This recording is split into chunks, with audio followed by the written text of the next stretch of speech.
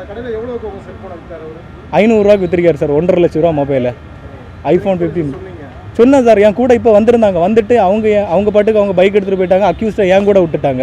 அவன் என்னடானா, நாங்கள் போகிறோம் சார், எனக்கு வயிறு பசிக்குது, தலைவலிக்குது அப்படின்னு சொல்லிட்டு நான் ஒன்று சார் அவங்க இப்படி சொல்லாங்க, நான் என்ன பண்ணுங்கன்னு கேட்க உடனே நீங்கள் அது அட்ரஸ் ஃபோன் நம்பர் வாங்கிட்டு எழுதி விட்டுருங்க அப்படின்னு. அங்கே தான் சார் இருக்கேன் சார். என் பேர் வந்து சலீமு. நான் ஹோட்டல் எவரெஸ்ட் சென்ட்ரலில் மேனேஜராக ஒர்க் பண்ணிகிட்ருக்கேன். அங்கே வந்து காலையில் மே 1 காலையில் 4 மணிக்கு வந்து இந்த பிளாட்ஃபார்மில் தூங்குகிற ஒருத்தர் வந்து என் ஹோட்டலுக்குள்ளாடி வந்து என் iPhone 15 ப்ளஸும் அப்புறம் ஹோட்டலோட கம்பெனி மொபைல் எல்லாத்தையுமே திருடிட்டு போயிட்டாங்க சார்.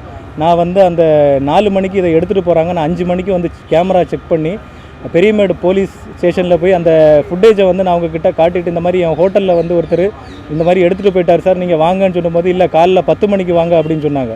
நான் போயிட்டு 10 மணிக்கு போகும்போது இன்றைக்கி IPL நடக்குது, இன்றைக்கி யாருமே ஸ்டேஷன்லேருந்து வரமாட்டாங்க, நாளைக்கு வரோம் அப்படின்னு சொல்லிட்டு என்னை வந்து புறக்கணித்து திரும்ப விட்டாங்க. நான் அதுக்கப்புறம் அடுத்த நாள் காலையில் போயிட்டு அவங்கக்கிட்ட இந்த மாதிரி மேடம் ஃபோன் எடுத்துகிட்டு போயிருக்காங்க, நீ கம்ப்ளைண்ட் எழுதி கொடு அப்படின்னு சொன்னாங்க. கம்ப்ளைண்ட் எழுதி கொடுத்ததுக்கப்புறம் எனக்கு 2-3 நாள் அவங்க எந்த ரெஸ்பான்ஸுமே பண்ணல.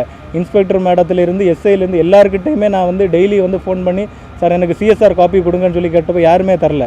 அதுக்கப்புறம் வந்து நான் கமிஷனர் ஆஃபீஸில் வந்து ஒரு கம்ப்ளைண்ட்டு மே 5 எழுதி கொடுத்துருந்தேன். கமிஷனர் ஆஃபீஸில் இன்ஃபார்ம் பண்ண உடனே என்னை ஸ்டேஷனுக்கு கூப்பிட்டு கம்ப்ளைண்ட்டு நீ ஏன் இந்த மாதிரி எழுதியிருக்க, நாங்கள் சொல்லுது மாதிரி தான் நீ கம்ப்ளைண்ட் எழுதணும் அப்படின்னு சொல்லிட்டு என்கிட்ட மொட்டையாக வந்து ஒரு கம்ப்ளைண்ட் எழுதிக்காங்க. அதாவது மொபைலில் 2ஐயும் நீ ஹோட்டலில் வச்சுருந்த அந்த அடையாளம் ஒரு திரும்ப வந்து நீ தூங்கி எந்திரிச்சு வந்து பார்க்கும்போது மொபைலை காணும் அப்படின்னு எழுத. நான் சொன்னேன் இல்லை மேடம், என்கிட்ட ஃபுட்டேஜ் இருக்குது, அவங்க எடுத்துகிட்டு போன ஃபுட்டேஜ் இருக்குது, அந்த ஃபுட்டேஜை வச்சு இந்த மாதிரி ஒரு அடையாளம் தெரியாத நபர் வந்து உள்ளே வந்து எடுத்திருக்காங்க, அதை நீங்கள் மென்ஷன் பண்ணுங்கன்னு சொன்னோன்னே அப்போ நீயும் உள்ள அக்யூஸ்டாக போயிடுவேன், நாங்கள் சொல்லுது மாதிரி எழுதணும் அப்படின்னு சொல்லி என்னை மிரட்டி அந்த மாதிரி கம்ப்ளைண்ட் எழுதி கேட்டாங்க. நான் சொன்னேன் இன்றைக்கி என்னால் கம்ப்ளைண்ட் எழுத முடியாது, நான் நாளைக்கு வந்து கம்ப்ளைண்ட் எழுதுன்னு.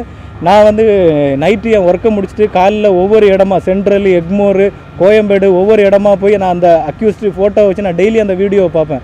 ஏன்னா அவனால் எனக்கு என் வேலையும் பாதிக்கப்பட்டிருக்குது.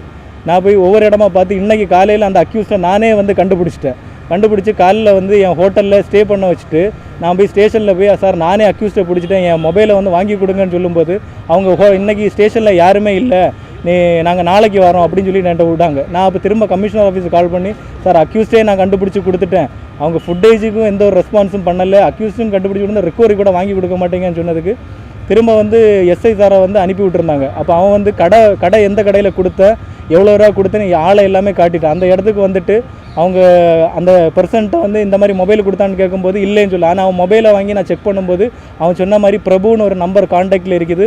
அவர் தெளிவாக சொல்லார், ஒரு ஸ்கூட்டியில் இவன் வந்து என்கிட்ட வந்து வாங்கினா அப்படின்னு சொல்லி அந்த அக்யூஸ்டு வெளியே அந்த கேட்டில் தான் வந்து ஆட்டோவில் உட்காந்துருக்கேன். அப்போ போலீஸ்காரங்கக்கிட்ட நான் இந்த அக்யூஸ்டை என்ன சார் பண்ணுக்கு, எனக்கு ரிக்கவரி நீங்கள் வாங்கி கொடுங்கன்னு கேட்டதுக்கு நீங்கள் அக்யூஸ்டுக்கு ஃபோன் நம்பரையும் அட்ரஸையும் வாங்கிட்டு அவனை விட்டுருங்க, நாளைக்கு பார்த்துக்கலாம் அப்படின்னு சொன்னாங்க. திரும்ப அக்யூஸ்டை பிடிக்கவும் அவங்க ஹெல்ப் பண்ணலை, திரும்ப அவங்ககிட்ட இந்த ரிக்கவரி வாங்குக்கு அவங்க ஹெல்ப் பண்ணல. என் கூட ஒரு ஆட்டோக்காரர் வந்தார், அவரையும் வந்து மிரட்டி உன் வேலை என்னமோ அதை மட்டும்தான் பார்க்கணும், அவரும் எனக்கு வேண்டி பேசி அவர் இந்த வெளியே நிற்கார் சார். அவர்கிட்ட நீங்கள் கேட்டாலே அவரே வந்து சொல்லுவார் என்ன நடந்ததுன்னு. காலையிலேருந்து 6 மணிலேருந்து சாப்பிடாமல் இதுக்கு பின்னாடியே நாங்கள் சுற்றிட்டு இருக்கோம்.